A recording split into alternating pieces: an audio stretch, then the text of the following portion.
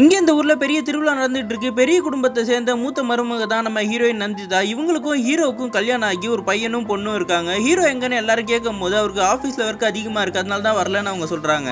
ஆனால் ஹீரோவும் வேற ஒரு பொண்ணு கூட ஃபிசிக்கல் ரிலேஷன்ஷிப்பில் இருக்காரு. அந்த பொண்ணு லிப்ஸ்டிக்கால ஹீரோட முதுகுலியே ஹலோன்னு சொல்லி எழுதுறா. பூஜை முடிஞ்சு வர நந்திதாவையும் ஒருத்தன் வீடியோ எடுத்துக்கிட்டு இருக்கான். நிக்க சொல்லும் போது அவன் அங்கேருந்து வண்டி எடுத்துட்டு வேகமாக போயிடுறான். ஹீரோ ரிலேஷன்ஷிப்ல இருந்த பொண்ணு கிட்ட சொல்லிட்டு வீட்டுக்கு கிளம்புறான். ஹீரோயின் மூத்த மருமகன்றதுனால வீட்டில் இருக்க எல்லா வேலையும் அவங்க தான் இழுத்து போட்டு செய்கிறாங்க.